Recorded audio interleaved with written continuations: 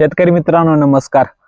मी ॲग्रिकॉस पांडुरंग अंकुश रावतावरे पुन्हा एकदा स्वागत करतो तुमचं आपल्या कृषी चॅनलच्या नव्या शेतीविषयक व्हिडिओमध्ये. शेतकरी मित्रांनो, आता जी काही थंडीचा जो काही सीझन आहे ते पूर्णपणे संपलेला आहे आणि जी काही उन्हाळ्याची सुरुवात ही झालेली आहे. तर मित्रांनो, काय होतं या सीझन मध्ये आपले जे काही शेतकरी बांधव आहेत ते आपल्या जे काही शेतामध्ये विविध प्रकारचे जे काही पिकं त्यांचा लागवडी करतात. मग त्याच्यामध्ये खरबूज, टरबूज, काकडी, खिरा, भेंडी, त्याचबरोबर टोमॅटो, मिरची यासारखे जे काही पिकं आहे त्यांची लागवड करतात. पण मित्रांनो, आपण जे काही पिकं हे आपल्या शेतामध्ये लागवड करतो त्याच्यामध्ये उन्हाळ्यामध्ये प्रामुख्याने 2 ते 3 प्रकारचे जे काही बुरशी आहे त्यांचा प्रादुर्भाव आपल्याला सर्वात जास्त दिसून येतो. तर मित्रांनो, या व्हिडिओमध्ये आपण त्या 2 ते 3 प्रकारच्या कोणत्या बुरशी आहे व त्यांच्यावर आपण कोणत्या बुरशीनाशकाचा वापर हा केला पाहिजे, त्याचबरोबर कोणतं बुरशीनाशक त्यांच्यासाठी एकदम बेस्ट आहे, आपण ते कोणतं असं बुरशीनाशक आहे ते आपण प्रिव्हेंटिव्ह मध्ये वापरू शकतो, क्युरेटिव्ह मध्ये वापरू शकतो, तर सविस्तर माहिती या व्हिडिओमध्ये बघणार आहोत. त्याच्यामुळे व्हिडिओ कुठेही स्किप न करता शेवटपर्यंत बघा. तर तुम्ही जर आतापर्यंत आपल्या चॅनलला सबस्क्राईब केलं नसेल तर चॅनलला सबस्क्राईब करून पेजला फॉलो करायला अजिबात विसरू नका. शेतकरी मित्रांनो, बुरशीजन्य रोग म्हटलं की ते तर खर्च तर आलाच पण आपल्या पिकांचं त्यामध्ये खूप मोठं नुकसान सुद्धा होतं. म्हणजे पिकाचं नुकसान तर होतच, उत्पन्नही कमी होतं आणि आपल्या खर्चात सुद्धा वाढ होते. मित्रांनो, आपल्याला जर बुरशीची योग्य ओळख जर झाली तर त्या ठिकाणी आपल्याला आपल्या पिकामध्ये आलेली जी काही बुरशी आहे तिचा प्रादुर्भाव रोखून आपल्या पिकामध्ये 100% हा रोखता येईल. तर मित्रांनो, उन्हाळ्यामध्ये प्रामुख्याने 3 प्रकारच्या बुरशी आपल्या पिकामध्ये सर्वात जास्त दिसून येतात. तर मित्रांनो, त्यामध्ये मग पावडरी मिल्ड्यू असेल, डाउनी मिल्ड्यू असेल आणि त्यामध्ये तिसरी म्हणजे अर्ली ब्लाइट आहे आणि अँथ्रॅकनोज आहे. तर मित्रांनो, जी काही पावडरी मिल्ड्यू आहे तर ही पावडरी मिल्ड्यू जर आपल्या पिकामध्ये आली तर जे काही पिकाचे जे काही वरचे पान आहे त्यावर जे काही पांढऱ्या कलरचे ठिपके येतात आणि पान हे पूर्णपणे पिवळं पडतं. मित्रांनो, पावडरी मिल्ड्यूचा प्रादुर्भाव जर आपल्या पिकामध्ये झाला तर त्या ठिकाणी प्रकाश संश्लेषण प्रक्रिया बंद होऊन जे काही आपली पूर्ण जे काही पीक आहे ते पावडर मिल्ड्यूना नष्ट होऊन त्या ठिकाणी आपलं खूप मोठं नुकसान हे त्या ठिकाणी होतं. तर मित्रांनो, दुसरी जी काय आहे ती म्हणजे डाउनी मिल्ड्यू.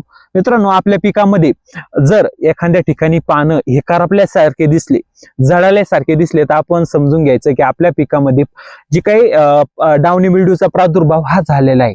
त्याचबरोबर तिसरी आहे ती म्हणजे अर्ली ब्लाइट. मित्रांनो, काय होतं आपल्या पिकामध्ये गोल गोल प्रकारचे जे काही पिवळे टिपके आपल्या पिकांच्या पानावर पडतात.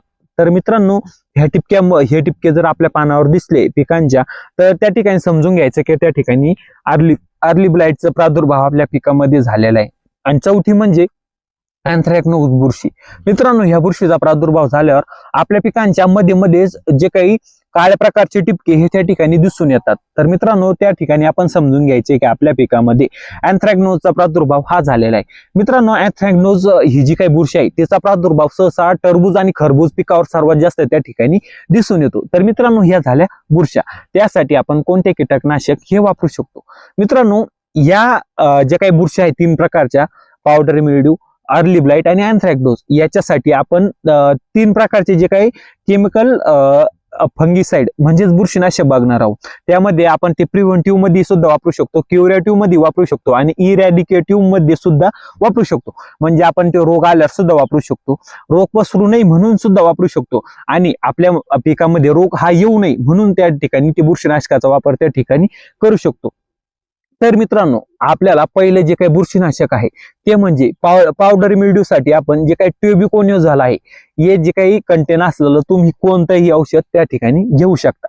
मित्रांनो, हे जे काही ट्युबिकोनिओझोल आहे हे आपल्या पिकामध्ये क्युरेटिव्ह मध्ये आपण वापरू शकतो, म्हणजे रोग आल्यावर सुद्धा वापरू शकतो, प्रिव्हेंटिव्ह मध्ये रोग यायच्या अगोदर सुद्धा वापरू शकतो आणि आपल्या पिकामध्ये जर रोग हा आलेला आहे आणि आपल्याला ते समूळ नष्ट करायचं आहे त्यामध्ये आपण ट्युबिकोनिओझोलचा वापर हा करू शकतो.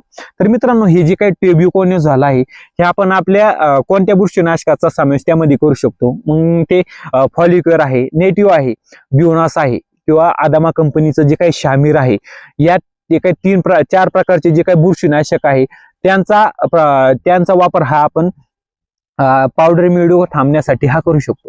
दुसरं म्हणजे मित्रांनो, ते काही ह्या 3ही बुरशा कंट्रोल करण्यासाठी म्हणजे डायफेनकोनिझोल म्हणजेच सिंगजेंटा कंपनीचं जे काही स्कोअर नावानं जे काही बुरशीनाशक येतं त्याचा वापर आपण त्या ठिकाणी करू शकतो. त्याचबरोबर या तिन्ही बुरशीचा कंट्रोल करण्यासाठी आपण टेबिकोनिझोल आणि डायफेनकोनिझोल यांचा प्रादुर्भाव करू शकतो. पण मित्रांनो, हे जे काही डायफेनकोनिझोल आहे म्हणजे स्कोर आहे, याचा जो काही औषधाचा जो काही प्रमाण आहे किंवा औषध लागू व्हायचं जे काळ आहे किंवा आपल्या पिकामध्ये हे जास्त फक्त 10 दिवस त्याचा असर हा आपल्या पिकामध्ये राहतो आणि त्याच्यानंतर तो असर हा संपून जातो. तर मित्रांनो, त्याच्यापेक्षा जर भारी आपल्याला एखाद्या बुरशीनाशकाचा वापर त्या ठिकाणी करायचा असेल तर आपण त्यामध्ये मायक्लोब्युटॅनिल हे जे काही बुरशीनाशक आहे त्याचा वापर करू शकतो. मित्रांनो, हे जे काही मायक्लोब्युटॅनिल हे जे काही बुरशीनाशक आहे हे जे काही ट्रायझोल ग्रुपचाच हा एक घटक आहे, पण त्याचा जो काही शेवटला जो काही टेल नेम जोडलेला आहे, प्रिफिक्स जोडलेला आहे, ते फक्त टॅनिल आहे.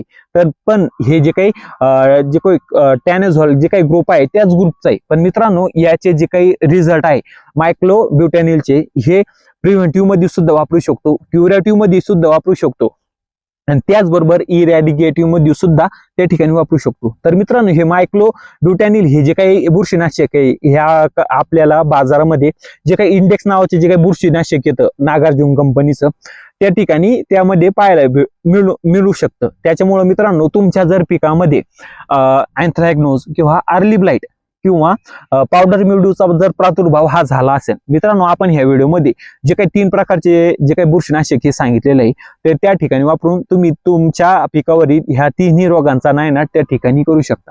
मित्रांनो, तुम्हाला जर व्हिडिओ आवडला असेल तर व्हिडिओला लाईक करा. हा व्हिडिओ आपल्या इतर शेतकरी बांधवांना शेअर करून चॅनलला सबस्क्राईब करायला अजिबात विसरू नका. धन्यवाद.